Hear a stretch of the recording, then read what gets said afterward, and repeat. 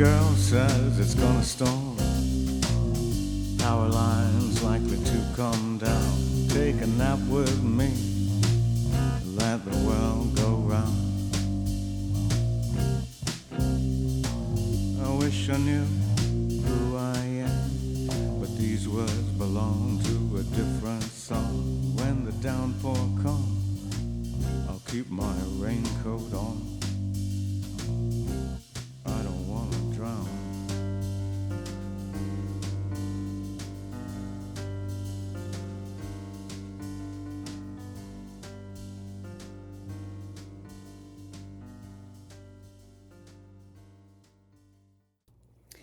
You know, someone asked me the other day, "Are you going to be a baker now?" And I stood there with flour on my hands and probably sugar in my hair and an oven full of spice cookies. And I thought, maybe I am. Not because baking is my plan B, not because identity theft stole plan A. And this is what's left, but because somewhere between the FBI reports and the fastnachts, between the spoofed phone calls and the shortbread that I made, between the worst years of my life and whatever comes next, I found something in that kitchen. Something the thieves couldn't steal. Something my family couldn't corrupt. Something that was mine, completely mine, in a world where nothing else was. I found me, I found grace. Not my identity, they took that. Myself, the person underneath the social security number and the credit score and the digital footprint, the woman who makes things, who feeds people, who stands in a warm kitchen at 2 a.m. and creates something from nothing. Am I going to be a baker now? Yeah, I think I am. Among many other things. Welcome to the season 1 finale of Everyone Wants to Be Me, Identity Theft Blows. Season 1, Hookers, Cookers, Police, and Thieves. I'm Grace Mangum, and if you've been with me from episode 1, first of all, thank you. In that episode, from the battering ram on Martin's door to the chocolate mousse in the dark, thank you. Genuinely, from the bottom of my flour-dusted heart, thank you. Today is about healing and about why it matters. It matters to focus on recovery, not just revenge. About the importance of looking up, literally, metaphorically, when everything in you wants to look down. About keeping hope alive when every rational analysis of your situation says, hope is foolish. We're also going to talk a bit about the ongoing attempts by family members to frame me through police calls and how I use the system against them by filing reports of my own. We'll cover new technology I've adopted and old technology I've corrected. And we're going to end with spice cookies because every ending needs a little spice. So let me tell you about the day I decided to heal. It wasn't dramatic. There was no epiphany, no lightning bolt, no angel descending from the heavens with a harp and a pamphlet about forgiveness. It was a Tuesday.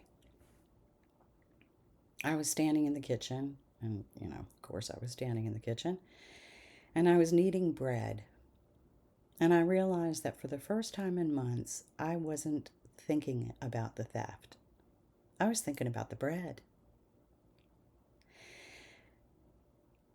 and about the feel of that dough, about the way it changed under my hands from kind of a sticky mess to something smooth and alive.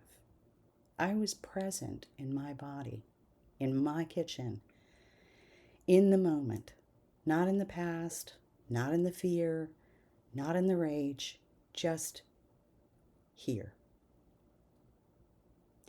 I'm not going to pretend I'm healed.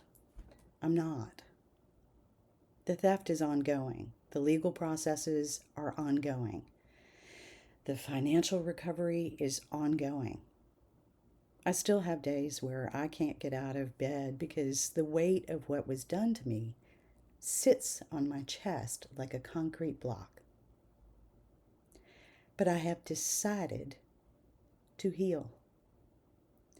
And the decision itself is the first step. Here's what I want to tell anyone who's been through what I've been through, or anything like it. Healing is not linear. It's not a straight line from broken to fixed. It's a spiral. You're going to circle back to anger, to grief, to fear, sometimes when you least expect it. A letter from the IRS, a call from an unknown number, a family member's name in your inbox, and you'll think, I thought I was past this. You're not past it. You're through it. And through has loops. But here's the practical stuff, because I'm always going to give you some practical stuff. The family members who participated in my identity theft did not stop trying to sabotage me just because I was recovering. They called the police on me. On me. Grace, the victim. They filed complaints, they made accusations, they attempted, again, to frame me as the problem, to make me look dangerous, unstable, criminal. To flip the script so completely that I was the perpetrator and they were the victims. And this time, I was ready. I filed police reports back, not out of revenge, out of self-defense. Every time they called the police on me, I filed a report documenting their call as part of the ongoing harassment and identity theft. Every false accusation they made became evidence of their pattern of behavior. Every attempt to frame me became another brick in my wall. And here's the beautiful thing. When you have a documented history, reports, filings, evidence, a timeline, the police start to see the pattern too. Not all of them, not immediately, but enough. Enough to shift the dynamic from she said, they said, to she has a documented case and they have a pattern of false reports. Filing police reports against the people trying to frame you isn't petty. It's essential. It creates a paper trail that protects you legally, and it establishes a pattern of their behavior that can be used in court. If someone is calling the police on you as part of an identity theft scheme, report it every time, without fail. Okay, so technology.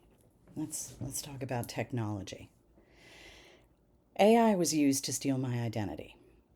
AI-enabled tools made it possible for the people involved to proliferate the theft, to spread it, to automate it, to scale it in ways that wouldn't have been possible even 5 years ago. And for a long time, that made me hate technology. But here's what I've learned. Technology is a tool, like a kitchen knife. You can use it to chop a vegetable, or you can use it to do harm. The knife isn't the problem. The person holding it is.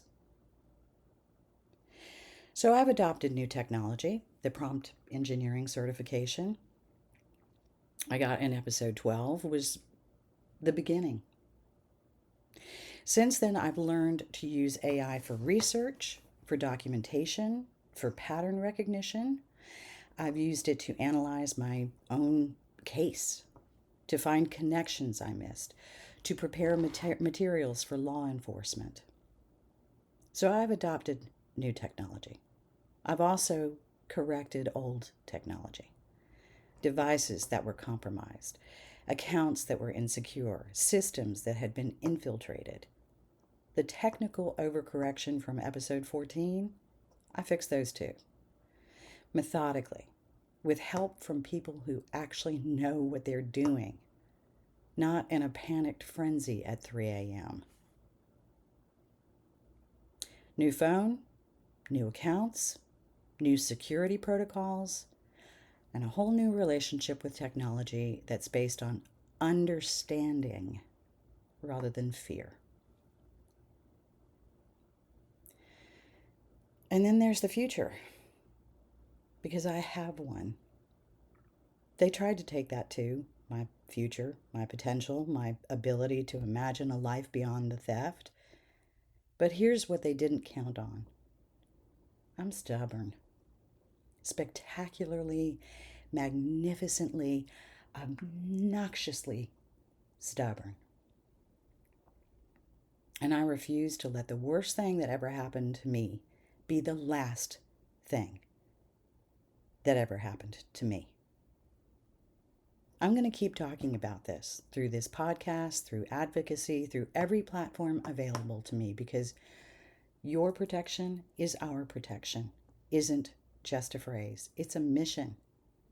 Every person who listens to this show and freezes their credit or changes their security questions or starts paying attention to people around them, that's a person who's harder to steal from. And for me, that's a victory.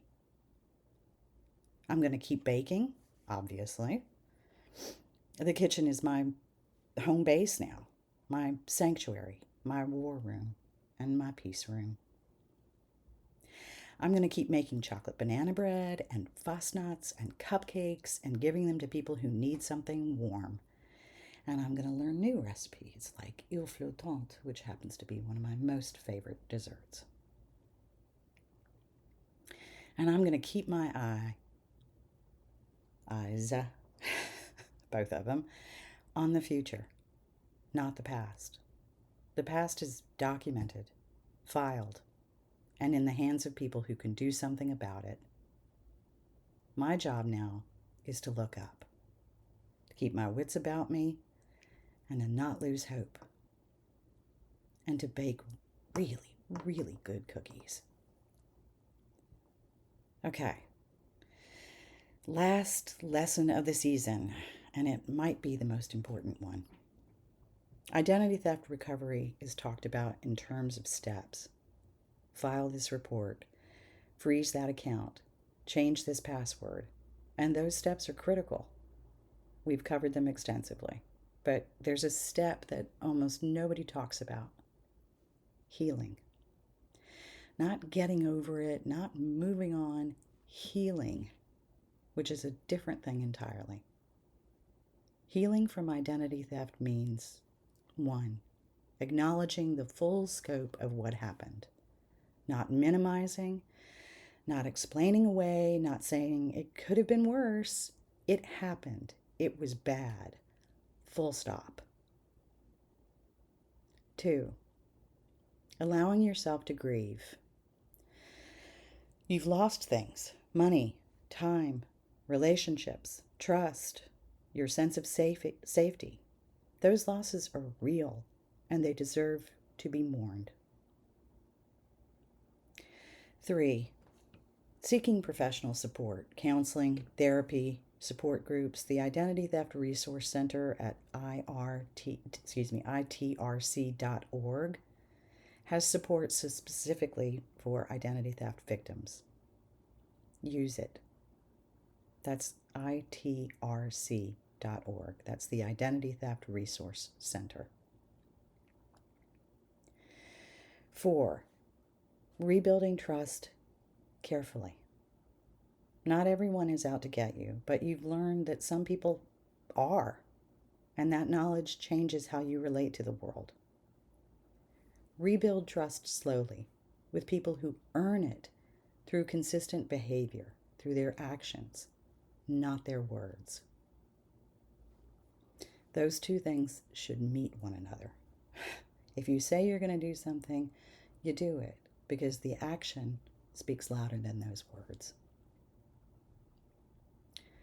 Number 5, creating something new. This isn't just the, baking part, but it doesn't have to be baking. I mean, for me it is.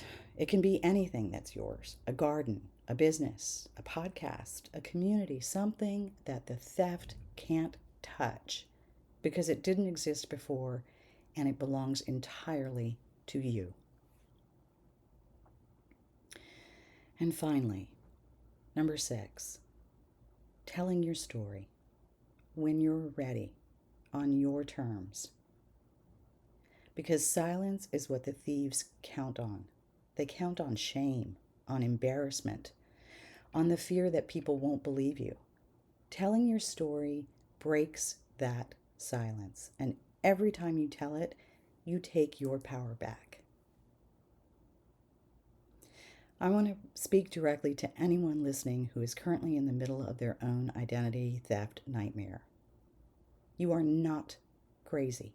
You are not paranoid. You are not overreacting. What is happening to you is real.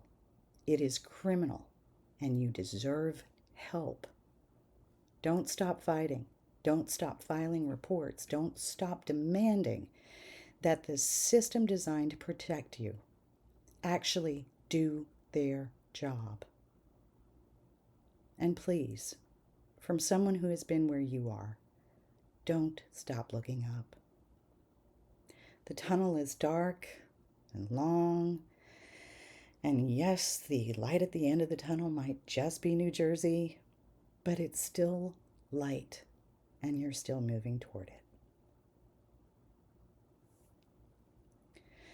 So, every season of life has a flavor. This season I just walked you through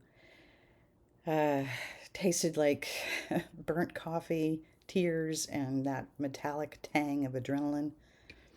But it also tasted like chocolate banana bread at midnight, like shortbread pressed with hands that might be shaking, like fastnachts dusted in sugar at dawn. And now at the end of this season, both the podcast season and hopefully the season of my life that it chronicles, I'm making spice cookies. Spice cookies because they're warm and complex and they hit you with ginger and cinnamon and a little bit of heat, like me.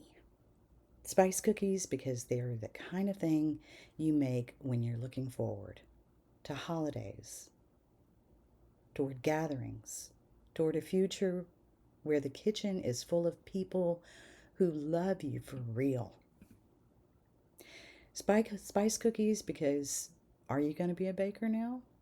And the answer is yes. I'm going to be a baker and a podcaster and an advocate and a survivor and a person who takes the worst thing that ever happened to her and turns it into something that helps other people. Thank you for baking with me this season. It meant more than you know. Well, here we are. 15 episodes, 15 stories of theft, betrayal, resilience, and really, really good baked goods. We started with a battering ram and we're ending with spice cookies, which I think is the most Grace Mangum trajectory imaginable. Let me tell you what I want you to take away from this season.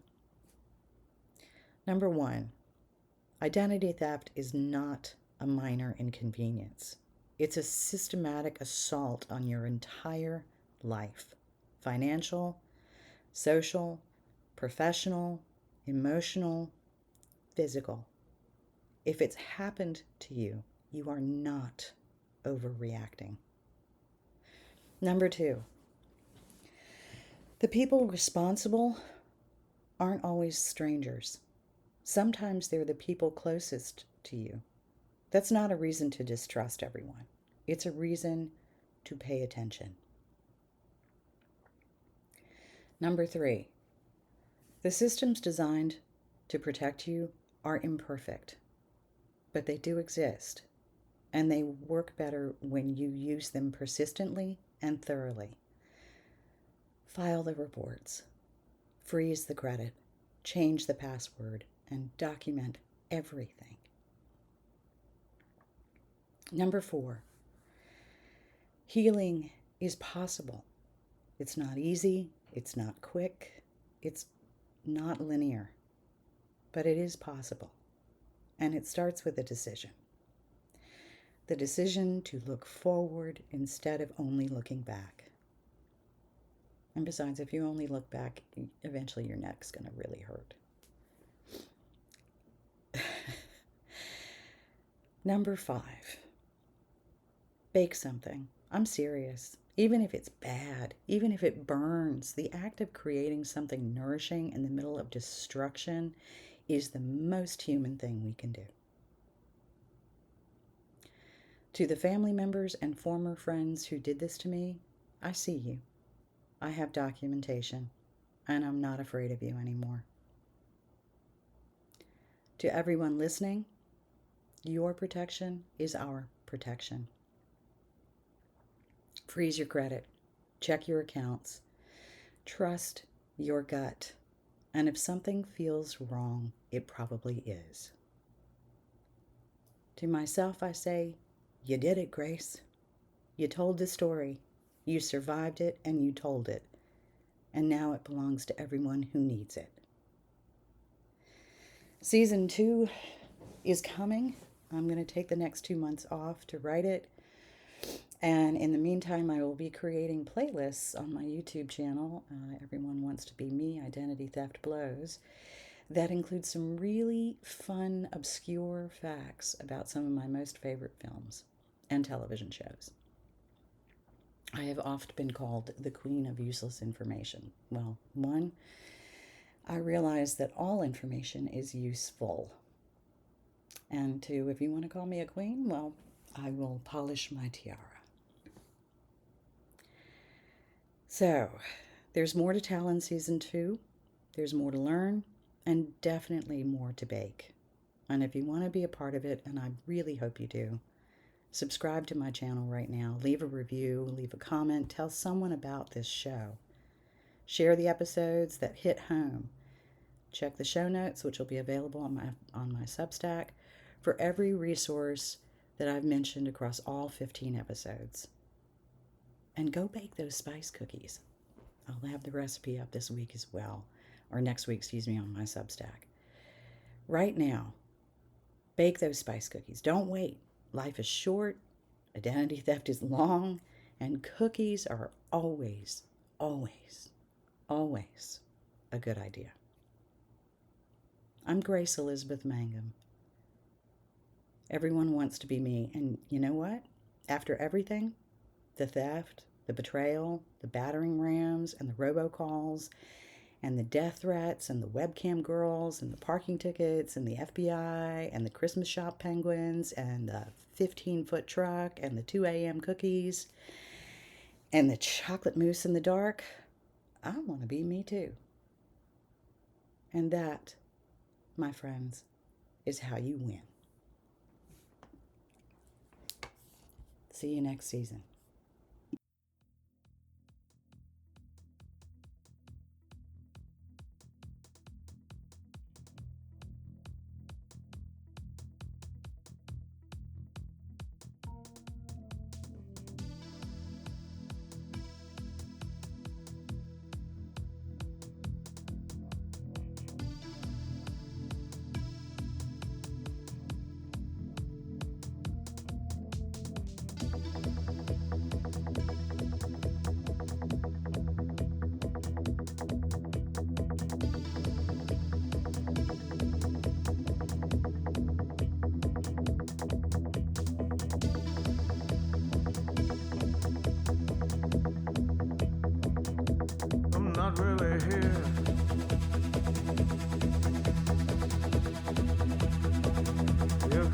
right through me.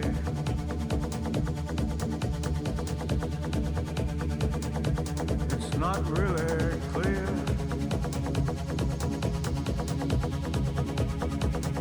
what has happened to me.